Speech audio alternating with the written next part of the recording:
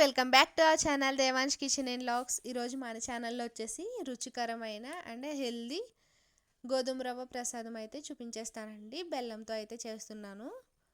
దీన్నే ఎర్రనూక ప్రసాదం అని కూడా అంటారండి. దానికోసం ముందుగా ప్రాసెస్ని అయితే చూసేద్దాం. ముందుగా స్టవ్ వెలిగించి కడాయి అయితే పెట్టుకున్నానండి. 1 టేబుల్ స్పూన్ అయితే నెయ్యి వేసుకున్నాను. నెయ్యి కొంచెం హీట్ అయ్యాక 1 కప్పు గోధుమ రవ్వ అనేది వేసుకుని ఇలా అయితే వేయించుకుంటున్నానండి. అడుగనేది అంటకుండా సిమ్లో పెట్టుకుని ఇలా కలుపుకోవాలి. రవ్వ అనేది వేగిపోయిందండి. ఇప్పుడు 1 కప్పు బెల్లం తురుము లేదా బెల్లం పొడి కూడా వేసుకోవచ్చండి. నేనైతే బెల్లం పొడి వేసుకుంటున్నాను. ఇలా వేసుకున్నాక మొత్తం కలుపుకోవాలండి. 2 నిమిషాలు కలుపుకున్నాక కొద్దిగా వాటర్ అనేది యాడ్ చేసుకోవాలి. చూస్తున్నారు కదా, ఇలా వాటర్ కొంచెంగా యాడ్ చేసుకోవాలండి. గోధుమ రవ్వ కొంచెం ఎక్కువసేపు ఉడుకుతుంది కదండి, అందుకోసం నేను 1 కప్పు గోధుమ రవ్వకి 2.5 కప్పు అయితే వాటర్ వేసుకున్నాను. 1 కప్పు బెల్లం పొడి వేసుకున్నానండి.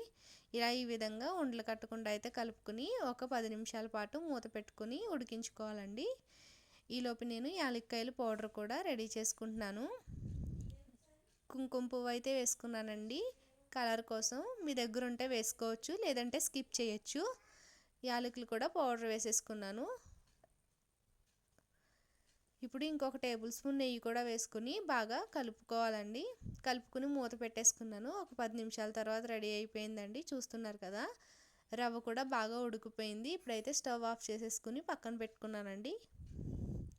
ఇంకొక చిన్న కడాయి తీసుకుని దాంట్లోనే 1 టేబుల్ స్పూన్ వరకు నెయ్యి వేసుకుని నా దగ్గర ఉన్న జీడిపప్పు పలుకులు అలాగే కిస్మిస్ బాదం పిస్తా చిన్న ముక్కలుగా కట్ చేసుకుని వేయించుకుని ప్రసాదంలో అయితే వేసుకుని కలిపేసుకున్నానండి.